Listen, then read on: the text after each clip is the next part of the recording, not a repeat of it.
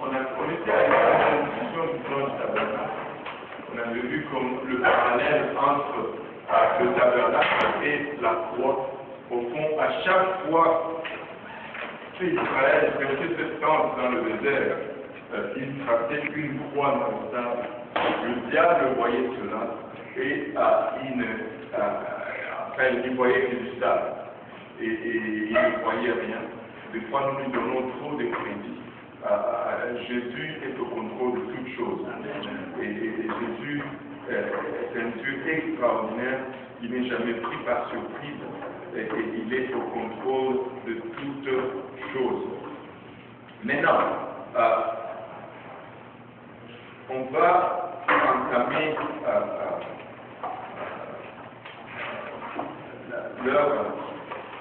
on va parler un peu de leur marche dans le désert et après cela on va entamer l'entrée dans la terre promise. On peut tourner la charte. On va commencer la leçon 4. Non, la leçon 5. Oui, on est là. Alléluia. Israël, après avoir reçu les 10 commandements, ils ont commencé à aller vers la terre promise. Ils ont fait une marche de quelques mois et ils sont arrivés à la porte de la terre promise sous le commandement de Moïse. Et là, avant d'entrer dans la terre promise, Moïse a choisi un espion de chaque famille, ou de chaque tribu plutôt, et il en a eu ainsi 12 qu'il a envoyés pour aller explorer la terre promise, pour qu'ils puissent rapporter et voir si les villes étaient fortifiées, ou si les peuples étaient comment organisés pour préparer la prise d'assaut de la terre promise. Mais ces 12 espions qui sont partis, la Bible nous dit qu'ils sont allés, ils ont exploré le pays, ils sont retournés avec un rapport conclusion. Dans leur rapport, il y avait un conflit. Il y en avait 10 qui étaient d'un côté et il y en avait 2 qui étaient de l'autre. Ils sont retournés de la terre promise vraiment avec des preuves de l'abondance de cette terre. Et ils ont donné ce rapport à Moïse, ils ont dit, vraiment le pays que tu nous as envoyé explorer est un pays où coule le lait et le miel. C'est un pays où coule le lait et le miel. Et voici la preuve, nous avons amené à la preuve du pays. Alléluia. Wow, aujourd'hui on va être nombreux. J'aime ça.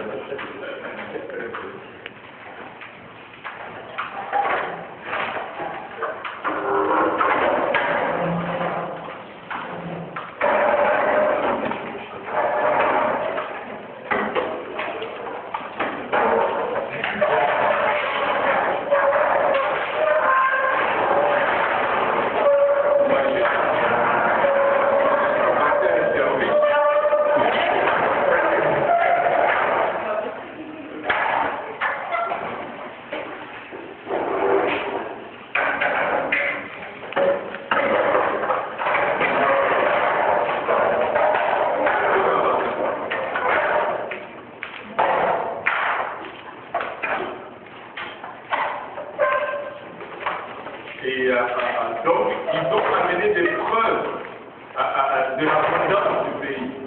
Ils ont amené une trace de raisin tellement lourde que ça prenait 2 personnes pour porter cette trace. Ça prenait une branche qui utilisait comme perche. Et ils ont suspendu cette trace de raisin là-dessus. Et ils étaient à 2 portant une trace de raisin. Je ne sais pas pour vous, mais moi j'aimerais être dans un tel pays. J'aime le raisin. Je ne connais personne qui n'aime pas le raisin.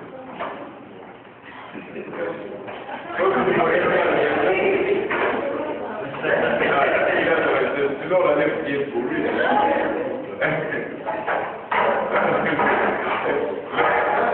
C'est que tout le monde.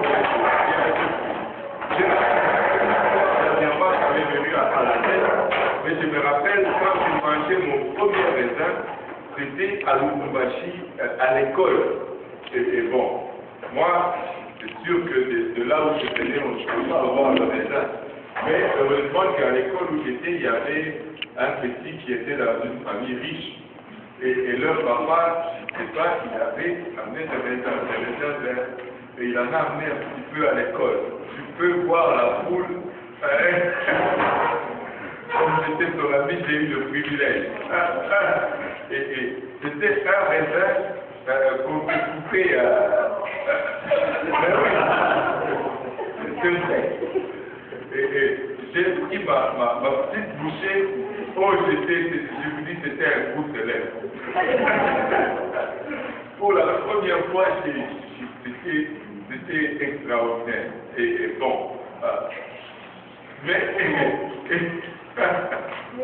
ils ont regardé ça, malgré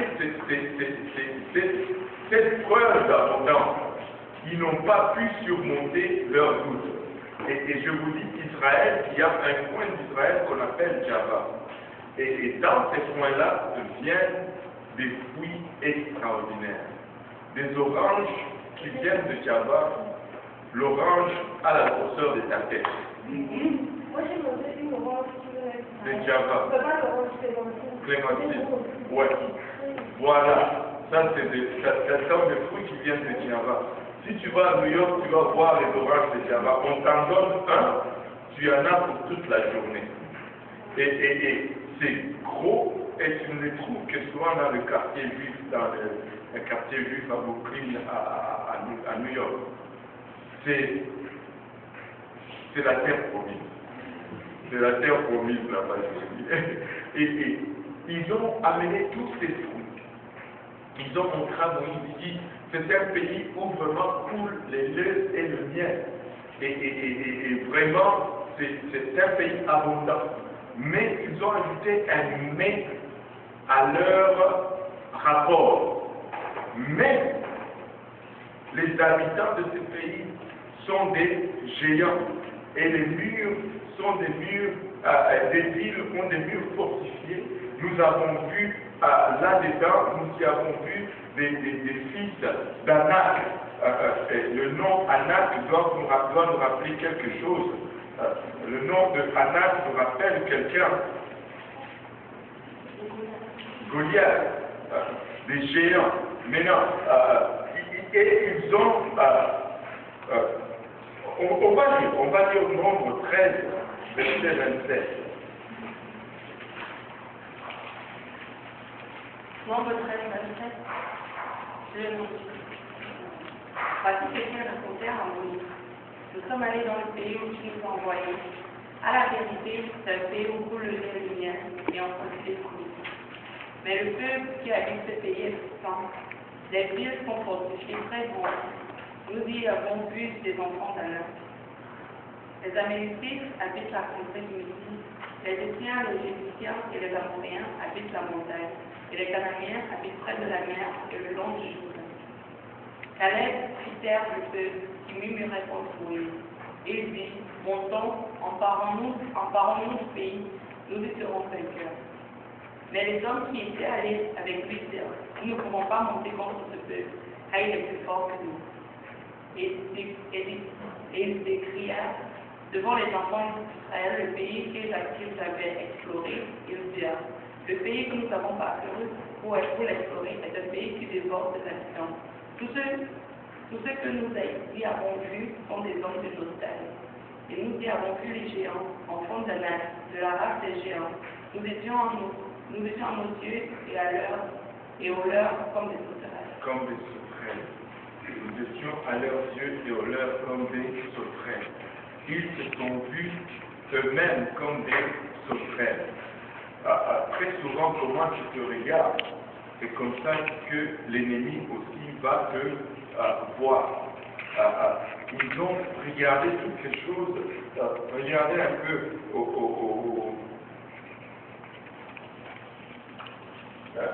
au verset 23, la Bible nous dit, ils arrivèrent jusqu'à la vallée de Skol, où ils coupèrent une branches de vigne avec une grappe de raisin qu'ils portèrent à deux au moyen d'une perche. Ils prirent aussi des grenades et des figues. On donna à ces lieux le nom de vallée de Sol à cause de la grappe que les enfants d'Israël y coupèrent. Extraordinaire. Mais il regarde tout ça, il dit non, nous sommes des sauterelles, nous ne pouvons pas aller habiter ce pays, il y a trop de raisins. Nous que les sauterelles ne mangent pas de raisins. Les sauterelles ne mangent pas de raisins. Apparemment, quand il y a les nuées des sauterelles qui envahissent les pays, on a vu ça il y a quelques temps en Afrique. Vous allez voir toute une cohorte de sauterelles qui va rentrer et manger toute la récolte. Mais ils ne vont jamais manger le raisin. Ils ont refusé d'entrer là-bas peut-être parce qu'ils se sont vus comme des sauterelles et que ce n'était pas dans leur régime ce qu'il y avait là-bas. Nous ne sommes pas des sauterelles. Nous mangeons du raisin et nous allons prendre possession de la terre promise. Le Canada nous appartient. Au Canaan.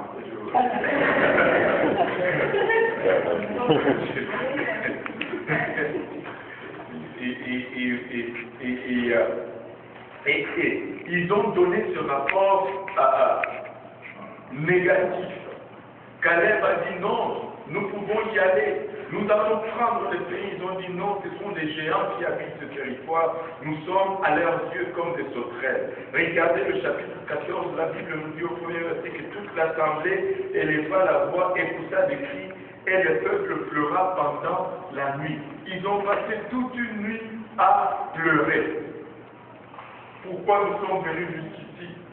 Nommons-nous maintenant un chef et retournons à l'Égypte d'où nous venons. Nous ne voulons pas que nos enfants tombent aux mains de ces géants, que nos femmes et nos enfants périssent.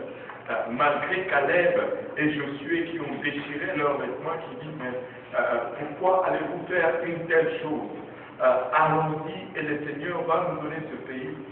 Le peuple a refusé et la colère de Dieu s'est enflammée contre ce peuple. Et Dieu a voulu les détruire. Dieu voulait détruire tout le peuple si ça n'a été l'intercession de Moïse encore une fois. Moïse, malgré que ce peuple, quand ils ont vu ces peuples le condamner pour les avoir amenés là-bas, mais quand Dieu voulait les détruire, c'est ce même Moïse qui a commencé encore à intercéder. Ne les détruis pas, Seigneur. Ne les détruis pas, Seigneur. Que vont dire les Égyptiens? Peut-être qu'ils vont dire c'est parce que tu as échoué de le faire rentrer dans la promesse que tu leur as fait, c'est pourquoi tu les détruis aujourd'hui. Moïse a intercédé pour eux jusqu'à ce que Dieu a eu pitié d'eux. Et il a dit, bon, je ne veux pas les détruire. Au fond, Dieu voulait détruire Israël et commencer un autre peuple avec Moïse. Et on allait commencer à parler aujourd'hui des enfants de Moïse. Mais il dit, ok, si c'est comme ça, rebroussez chemin, vous allez errer dans le désert jusqu'à ce que tous ceux qui sont sortis du désert, qui avaient 20 ans et plus, qui étaient en âge de prendre les armes, meurent dans le désert. Et la promesse que je vous avais promise, je vais la donner à vos enfants pour qui vous vous êtes lamentés en disant ils vont périr aux mains de ces géants. C'est à eux que je vais donner cette promesse. Vous allez périr dans le désert et vous n'allez pas voir le désert, plutôt la promesse. Écoutez, le livre d'Hébreux nous donne un avertissement. Il nous dit, il n'est pas bon à un homme ou à toute personne d'arriver à la porte de la promesse de Dieu et de refuser d'y entrer. C'est une malédiction que d'arriver à la porte de la promesse et de reculer. Il faut foncer. Il faut se saisir de la promesse. La promesse est pour vous et cette promesse nous a